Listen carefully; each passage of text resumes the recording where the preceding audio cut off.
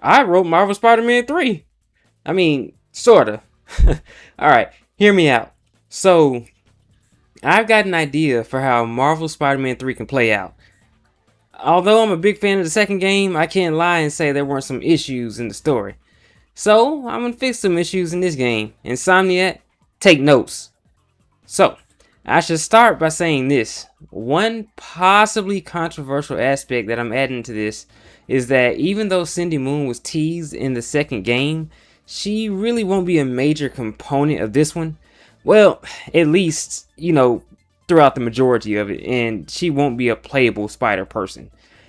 Now, Insomniac struggled to tell a story with just two spider people, and they still messed it up in terms of the story balance for the two of them. I mean, I've said this before, Peter's story took a front seat and Miles is like a glorified side quest starter. So let's just stick to two here, and Cindy can be present with a special role as a supporting character until one important particular moment. We'll start the game, let's say about a year after Spider-Man 2. Also, we're going to tell this story in a 3-act structure, obviously, but the video I'll mention in the video when we're in another act. So yeah, so I say we open in the prison that Otto is being held in. We see a person wearing a green costume walk in and stop in front of Otto's cell, and we're only seeing like his back. We don't see his face or anything, we just see the back of him. In fact, I would venture to say that not only do you see this person in this green suit, there's like a purplish top, and you see like a purple little hood, if you will, dangling down on his back.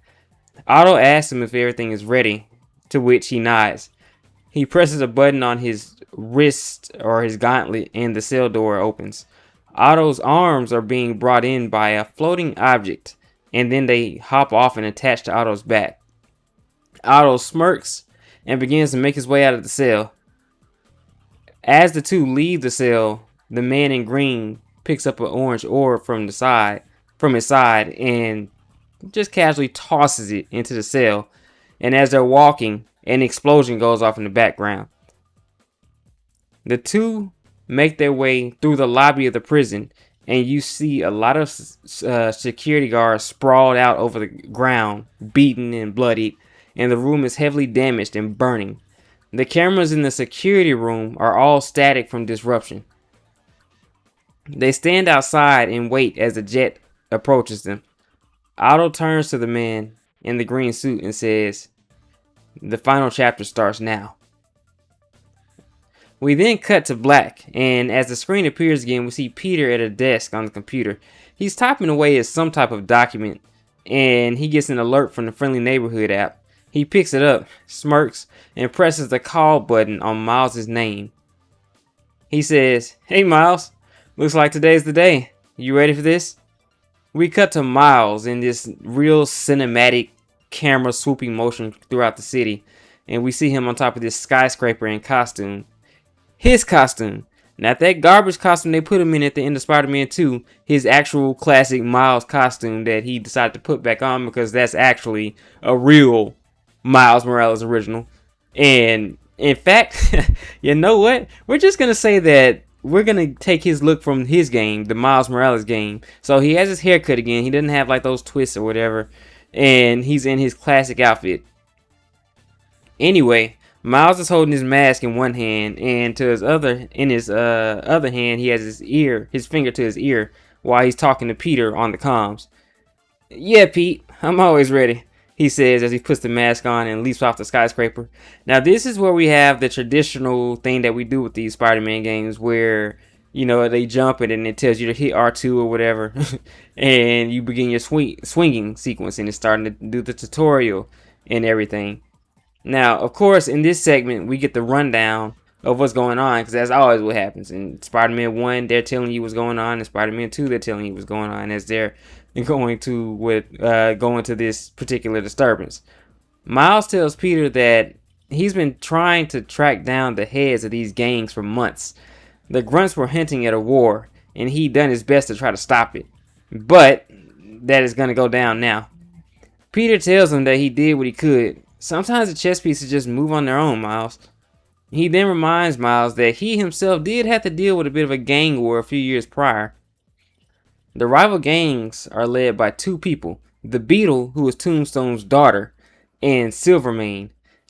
I should say that the reason this is an opener is because if we remember from the leaks, Beetle was actually supposed to be the DLC for Spider-Man 2. That got canceled, so we're going to repurpose that here and use it as an introduction section. Miles arrives at the location to find that the gang war has already taken place at Fisk Tower. Being that Kingpin was the head honcho, he was the Kingpin after all.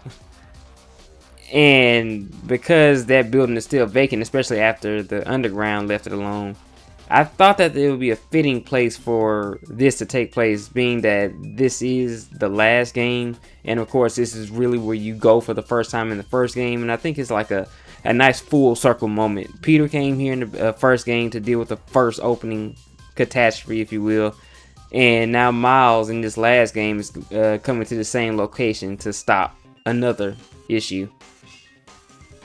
Miles battles waves of gangsters, if you will, while saving people, and Peter manages to get access to some of the cameras through some not so legal means, if you will. But he's got some access to traffic cameras and everything, trying to keep an eye on Miles, as well as seeing through Miles's perspective in Miles's HUD.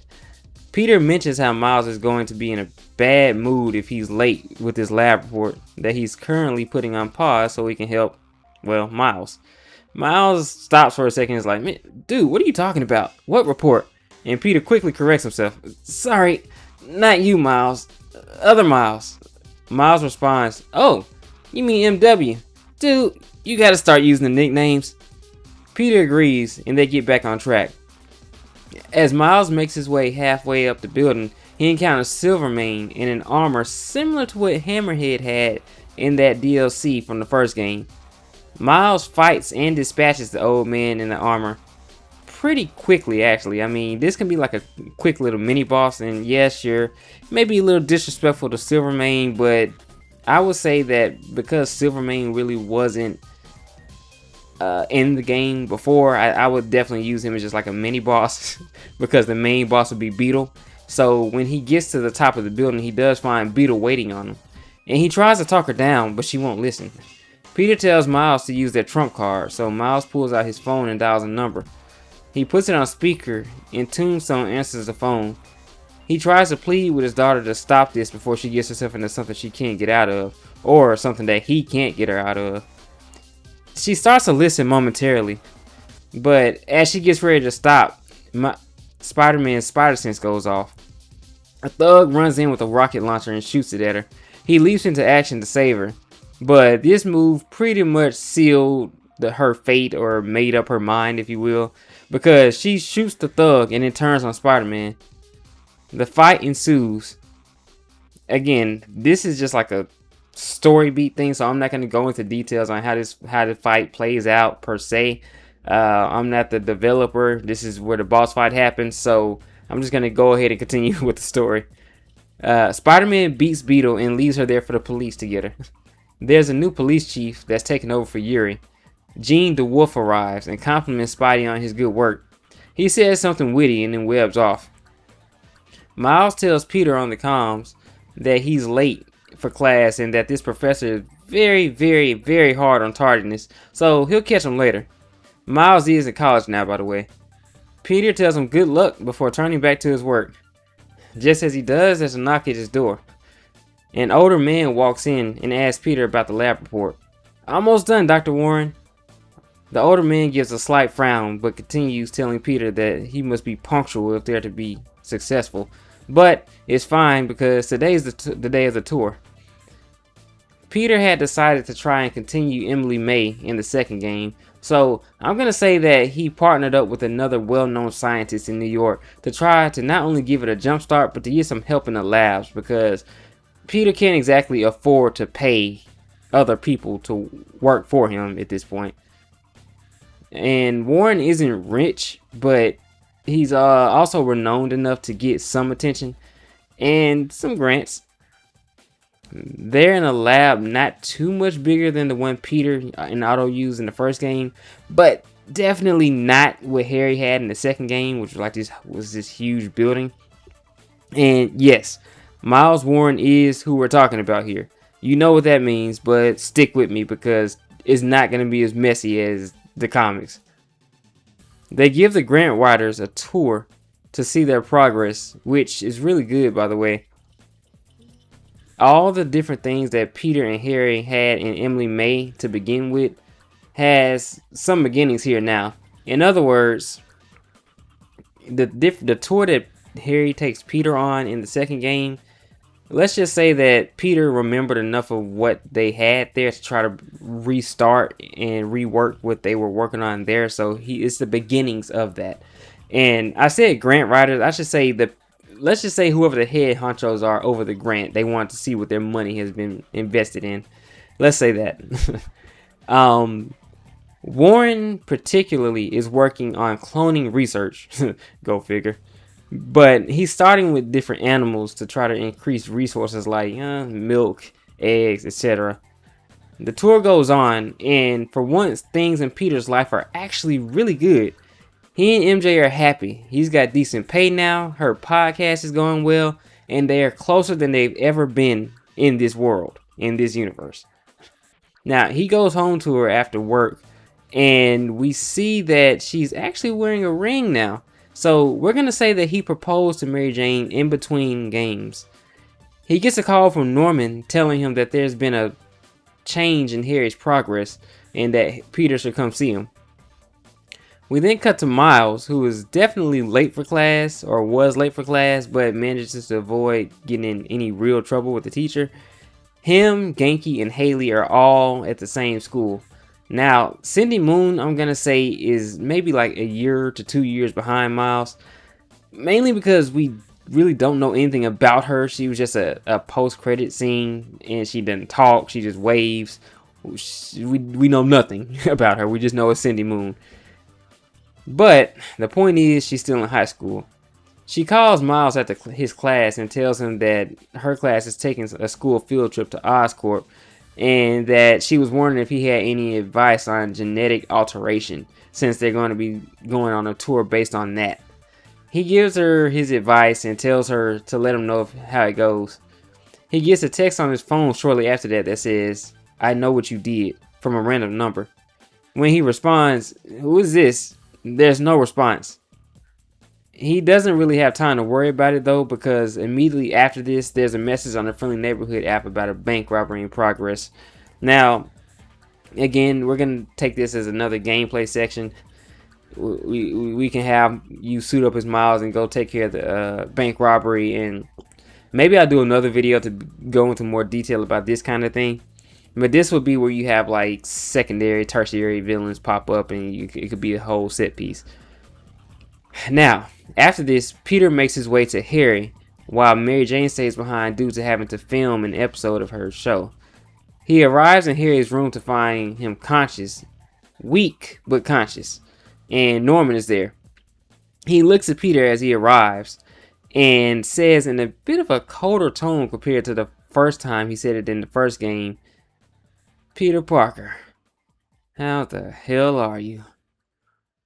Peter, who's really too focused on Harry actually being awake, kind of responds, "Hey, Mr. Osborn," and then goes to talk to Harry. Now, in the background as he's talking to Harry, we see Norman's face turn into this like cold glare, like he's staring daggers at Peter's back, but none of them actually notice it.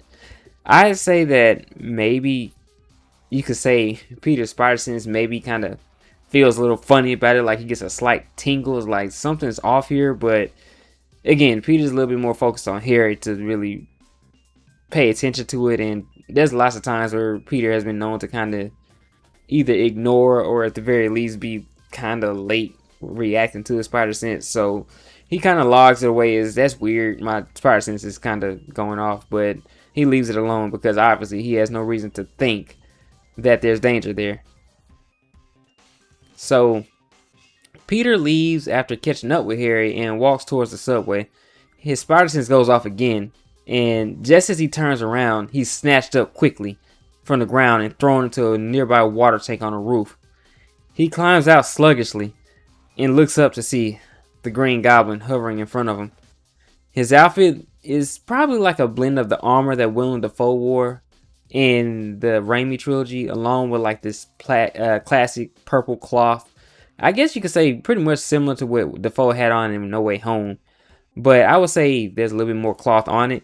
And instead of like his face being bare, obviously, and also instead of the armored like metallic goblin mask, he'd be wearing a rubber mask akin to what we've seen in the comics and the cartoons. And I'd also say that this version of Goblin is just as maniacal as like the 90s Goblin, or how he sounded, how he was in Spectacular Spider-Man, you know, classic Green Goblin. I'd say probably even higher pitched voice in all. Peter asks him who he is, and he retorts with some type of goblin statement. I mean, again, I can't write the entire dialogue right now, okay? This video will be like 8 hours. Anyway, they fight. Peter summons his anti-venom suit, which, by the way, he should still have in this game. And also, I note that it's changed to look more like his advanced suit, or maybe a newer advanced suit. But except this time, the white spider now more so symbolizes the anti-venom suit than just being a random white spider. So it's still red and blue, but the white spider more so symbolizes that than it's just it being a random white spider. As they fight, Goblin manages to get the upper hand on Spider-Man by endangering some civilians midway through the fight. He has the opportunity to finish Peter off, but chooses not to, saying that his suffering is only just beginning. As he leaves, Miles arrives on the scene to help Peter, because the app, of course, told him that there was danger going on, and that there was a Spider-Man sighting. Peter explains to him what had just happened, and Miles tells him that the description matches the one of the person who blew up Otto's cell. Peter tells Miles that his vacation is done. The Goblin is too dangerous, and Miles is going to need some help dealing with him and the different threats around the city. Miles asks Peter if they really believe that Otto didn't make it out of that bombing attack, to which Peter says no. Miles then tells Peter that they'll split up their investigation. Miles will track down any leads he can on Otto, and Peter will try to track down Goblin. The reason for this is that Peter is just too close to Otto, and Otto may be able to take advantage of that. At least that's the reasoning Miles tells Peter, which technically is true. But also, I'm doing this because, again, I want this to be an equal experience for both of them. I don't want Peter to be the bigger presence, but I also don't want Miles to be the bigger presence. Now, technically speaking, Otto and Goblin will have beef with Peter, but what I'm doing now is writing it in a way that they both have their main baddie, and they're both the main baddie of this game. So Miles, I would relegate to be the one to deal with Otto. And honestly, Miles does technically have beef with Otto in a way, which I'll expound on later in this story. But I think that's how you keep it balanced, to have both of them have important roles in this, in this game. So that would be Act 1. Now, in Act 2, we see that Peter returned to Emily May after their conversation. He didn't realize that he was actually bleeding a lot from, like, let's say his shoulder or arm from his fight with Goblin. And he didn't know it until Miles Warren commented on it after seeing Peter take his jacket off. Now, Peter grabs a rag and wipes the blood off before getting back to work on his project. He's trying to come up with a device that can be used to keep an extra eye on the city, something that would maybe pinpoint criminals discreetly. I mean, the app works, but it relies on like people seeing a crime in progress and reporting it. Maybe with the help of like spider bots, you could track down like a criminal as he's getting ready to do the act, as opposed to someone having to report it. But it's still a work in progress. Anyway, Peter throws a rag away and then heads out after seeing the time. It's like, okay, I gotta get on back home to Mary Jane. Miles Warren, of course, looks at the rag for a second and then picks it up, because Miles Warren is ready to try human test subjects. Meanwhile, we see in the corner of the room there's a tiny robot that's actually recording everything. This robot is an Octobot. Yep, Otto did it first.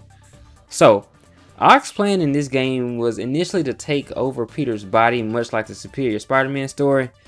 But honestly, that's an annoying concept to me and something that I feel like writing-wise for the game would be retreading territory, because it would more than likely ultimately lead to Miles versus Peter again, but this time Otto's in his body. So let's change that, shall we? Otto discovers that Warren was working on cloning via his bot, and then he also just saw him take Peter's bloody rag. Now Otto's not stupid. Otto knows that Peter's blood is gonna be different, and he knows that Warren doesn't know that. So this is what's gonna happen. Once Warren starts this process, he will have made 3 clones, because during the process he sees that Peter's blood is enhanced, if you will. He's gonna have 3 clones. 1 perfect clone, 1 not so perfect clone, and 1 clone that's nearly perfect but has no brain activity. Otto had already worked on things like the neural cortex in the first game. Him developing something to put his brain in another body really shouldn't take much effort for him. So we're gonna kind of speed up the storytelling now, because again, I don't want to have you all sitting here listening for 5 hours.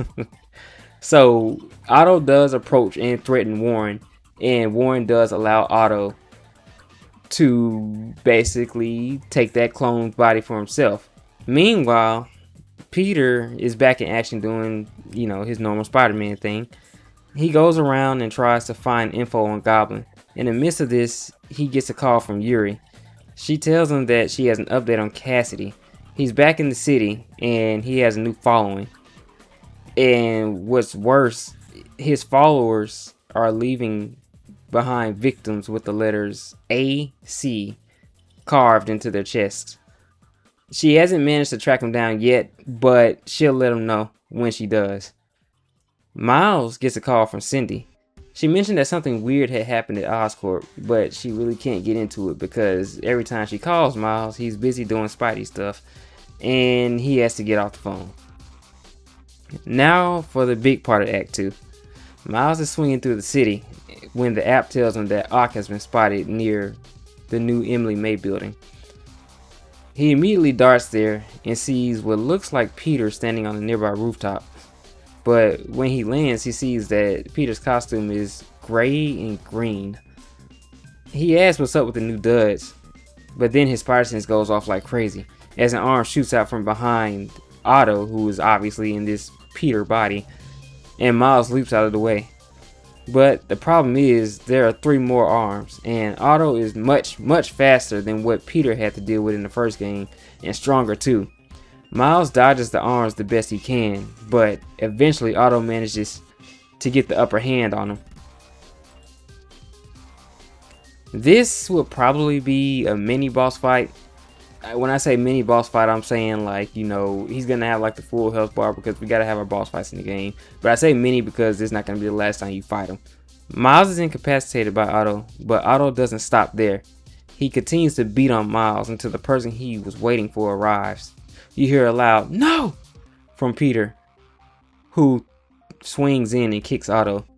Obviously, if I have to say it, Peter was alerted by the same message that Miles was alerted on the Friendly Neighborhood app. And by the way, let me preface this by saying the reason that they're saying that Octavius has been spotted is because when they saw him, he had his arms out. And because, let's say, he was in such a far distance, you just see a man with 4 arms, so you think Otto Octavius. Peter and Otto have a quick back and forth, and Peter asks Otto how and what did he do, because Otto clearly sounds just like him and freaking has the same body as him, but Otto refuses to tell him. Suddenly, Peter's spider sense goes off, and Goblin swoops in throwing pumpkin bombs. Peter is surrounded, and he's doing all he can to keep himself and Miles alive. He takes a beating as well, but much like before, Goblin says that there's still one more part to this punishment as they both leave. Both Peter and Miles are in bad shape, and Peter manages to call MJ before passing out. Now, before we go to Act 3, I do want to say this. Peter isn't stupid, and he's going to figure out that Miles Warren somehow managed to get his DNA and clone him. And we'll have a section in between acts 2 and 3 where he confronts him about it. But all we'll say is that he tells Peter that he was forced to make a clone by Otto because Otto had been spying on him, and that was the only body he made. Clearly lying. He hides the other two. And now we are going to go ahead and go to Act 3, where, of course, Peter wakes up and he finds that he and Miles are laying in May's house. MJ couldn't get them alone, so she called Genki and Haley to come help. By the way, let me say, that part about Peter confronting Miles Warren is going to happen after he wakes up, clearly. But MJ, oh yeah, MJ has a car now, by the way, because there's no earthly way she could get Peter and Miles home discreetly without anyone seeing them when she has that freaking motorcycle. So she has a car now. Anyway, Peter and Miles both have to figure out what to do to deal with their respective villains. I'm gonna go ahead and cut to the big part of Act 3 because let's say there's some obviously story, well, not story beats, but let's say there's gameplay stuff going on. But the main story beat is obviously with Otto and Norman. So Peter gets an invitation to Osborn's loft. They're throwing a party for Harry's recovery because he's actually able to get out of bed and move around on his cane. And he wants Peter and MJ there. He also tells Peter to bring Miles as well because they're so close. Now, before you go into the comment section and ask, how in the hell is Harry up? I'm going to say that when Peter cured Harry of the Venom symbiote, it had an added effect of actually curing whatever illness was going on in Harry's body. The symbiote was fighting off the illness as it was anyway, and considering the fact that we're gonna say that the anti-venom symbiote purified the symbiotes or got rid of the symbiotes, I'm just gonna say it managed to have an added effect of actually healing Harry of his sickness. So now that that's been stated, they all go to dinner, and I want to tell y'all to think about that one episode of Spider-Man the Animated Series, the 90s one. Do you remember? Norman invited Peter and MJ to this dinner. He started saying these things that made Peter realize that, hey, this mofo knows on Spider-Man. You remember that? Okay, well, we're going to use that here. Because Norman does exactly that. But in this scenario, instead of Peter walking off and creating a distraction by throwing some weird cartridges in a fire to cause smoke, the party is actually interrupted by Otto crashing in and pretending to threaten Norman. Miles looks at Peter, who nods back at him, and he attempts to get up to go get changed. But before he can, Otto snatches him up with one of the arms, saying, "Where do you think you're going, Morales?" In this chaos, Norman slips out. Peter tries to talk to Otto to get him to stop, but Otto doesn't listen. Miles says that the time for talking is done anyway, and zaps Ock's tentacle with the Venom Blast. By the way, he does it in like a discreet way where no one can really see what's happening. Even though, to be honest, the only people who would probably be at this party would be Norman, Harry, Peter, MJ, Miles, and that's it, because no one else really hangs out with Norman. And I can't see anyone else being there. So I say discreetly, but everybody at that table knows Miles is Spider-Man at that point. But anyway, Otto throws Miles out of the building after he does that and goes after him. And Peter leaps up to try to help him, but is wrapped up by a metal rope-like binding by the Goblin from behind. He snatches up MJ by the hip and drags Peter through the room. And now we get this classic scene of Goblin pulling Peter through the sky. You know what I'm talking about. It happened in the comics, and it also happened in the 90s animated series. And did it happen in Spectacular? It may have happened in Spectacular Spider-Man 2. I can't remember. But you know what I'm talking about. The only thing is, this time he has MJ as well. So, where is he taking them? Well, where else? The famous bridge from all the Spider-Man mythos. He lands on the ground and puts Mary Jane next to him and then drops Peter. Peter does his costume change again because obviously all he has to do is think about it and it comes on, and breaks free of the binding. Moments later, Miles is thrown down to the ground next to Peter by Otto. He quickly camouflages himself and then changes into his outfit. Goblin and Otto monologue about how they both have had this coming for a long time, and this leads to a 2-on-2 brawl. Miles versus Otto and Peter versus Goblin. So, before I continue, I do want to add that again to follow up what I said earlier. Yeah, it may seem strange that that Otto is focusing so hard on Miles, but I think that due to the fact that again what I mentioned earlier, and technically Otto owes his new body to Peter because his DNA essentially is Peter's body, and the fact that I'm sure that Miles probably would have insulted Otto's intelligence in some way, as well as berated him for the whole Devil's Breath situation earlier in their brawl in the middle in Act 2. Otto would probably want to shut Miles up first and then get to Peter, because honestly, in a way, it would probably be sweeter to jump Peter for real this time with no interruptions. And then with Miles, again, he probably would have a bit of an axe to grind with Otto because of the Devil's Breath situation. Maybe even for him employing Lee after Lee did what he did, even though Miles did kind of more or less forgive Lee. And also, most importantly, Miles got to get his get back for that beatdown that he got in Act 2. Anyway, they all fight. I say Peter's fight concludes first. So in other words, gameplay wise, you would fight Goblin as Peter first, and then you will switch over to Miles. Now, while this is going on, Otto notices and knocks Miles out of the way after Norman goes down, and Otto approaches Norman. Now, don't think for a second that I just write out Otto's beef with Norman. Of course not. That would be stupid. He rips off the Goblin mask and injects Norman with the Goblin serum, but this one has been tampered with. Otto then tells him, "Now you'll be the monster that I already knew you were, Norman."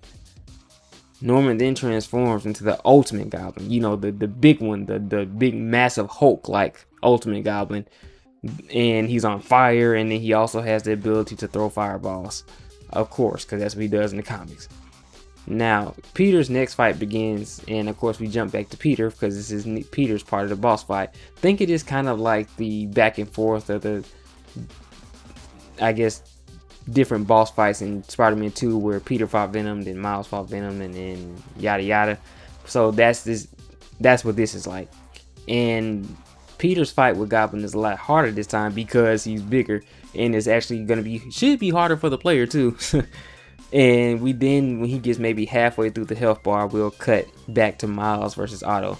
And Miles, who's been struggling, and again, keep in mind, Miles is struggling against Otto. I said it earlier, but remember, he's struggling against Otto because even Peter struggled against Otto's arms in the first game, every time he dealt with him. So I don't think it's too much to say that Miles will struggle too. And then add on top of that the fact that Otto is essentially Peter with those arms. So he has enhanced strength and everything, like I said. That's why Miles is struggling with them. But this time, we're going to pull from the comics with Miles. He gets his back up against the wall enough that he actually manages to activate his super mode, which is not something that I had mentioned before in this game because it probably won't be a thing until this moment. And he's also going to pull out his Venom Saber. Now, the Venom Saber, I would say, is a playable feature throughout the majority of the game because you got to add that, right? But he uses his Venom Saber and cuts off all of Otto's arms and manages to beat him. And then pretty much webs him to the wall after he knocks him unconscious. Now, in the comics, of course, when Miles uses his super mode, I believe it kind of tires him out a little bit. So he does depower back to his normal state. But then he looks up and sees that Peter needs help because Peter's getting a beating from Ultimate Goblin. So Miles gets up and then goes to go help him. They both go and fight Ultimate Goblin, but really can't get the upper hand. He knocks both of them to the ground, laughs, and then turns to Mary Jane, who was hiding. And let's be honest, Mary Jane probably wouldn't have wandered off too far because she always manages to find a way to get herself in danger. Anyway, he grabs her and leaps to the top of the bridge. Peter and Miles both try to pursue, leaping upward and trying to web swing towards him, but Goblin launches a multitude of huge fireballs at them, Vegeta style, if you know what I mean, and they can't get to him. He smirks and then throws Mary Jane off the bridge. Peter screams because he's pretty much getting pelted by fireballs and can't manage to zip a line of web to get to her, and neither can Miles. But out of nowhere, there is a web line that zips and someone flashes by them quickly, and Mary Jane is then caught and saved by a woman that looks to be in an outfit made of webs. Silk shows up and she saves Mary Jane, and this is what Cindy had been trying to tell Miles all throughout like Act 1 or 2 of the game, that she actually got bitten at Oscorp and is now a spider person. Now, why is she trying to tell Miles so much? We're just going to say that she built a connection with Miles, obviously, because that's the first person she was introduced to in the game. So they have this bond. And if I went into more detail about, you know, just the minutia of everything in each act, then I probably would go into that more. And maybe I will. Maybe I'll do another video actually breaking down in detail, more detail each act. But this is just obviously a video about the story, the main story, the major beats. So now that Silk is here, we actually have a 3v1 against Ultimate Goblin. And this is where you'll actually get to play as Cindy Moon Silk in the game. That way, I think that you can have all three of them there. You don't really have as many people pissed off about Silk not being playable, because technically she's playable just in the last boss fight, and you don't really cram too much in the story in terms of trying to add a third spider person there. So they obviously beat Ultimate Goblin because you have 3 spider people there, and that's Act 3. Simple, right? Peter lives, because I know a lot of people try to say otherwise, but Peter lives and decides to become more of a part-time Spider-Man. I know people are not gonna like that, but when I say a part-time Spider-Man, I'm not saying he's on this hiatus like he was at the end of Spider-Man 2. I'm saying that he's just kind of he's still out there doing stuff, but not as much because he has more help. Miles is there. There's a third spider person there, and Miles is going to train Cindy. And then we have a post-credit scene of one of the clones waking up, as well as another post-credit scene of Miles getting another message in his visor as he's swinging around, of someone saying, "You're gonna pay for what you did." And it's like this message that comes across his visor. And I want to say that these messages and stuff pop up. I didn't mention it in the other acts, but there are instances of this happening throughout the game story. And obviously between the clones and the thing about Cassidy, and then now this right here with Miles and who this is messaging him, that's all going to be DLC. I'm curious. I'm not going to... I'll do a video about the DLC, or my idea for the DLC, if you all will be willing to see it, and if this video does well. But I'm curious to see if you all can guess who this person is messaging Miles, because I have like a whole new backstory for this character, and I think it's better than what their character's story was in the comics, to be honest with you. But again, that's for the DLC. Now, that's my take on Spider-Man 3 and what the story should be like. What do you think? Drop a comment to let me know if you liked it.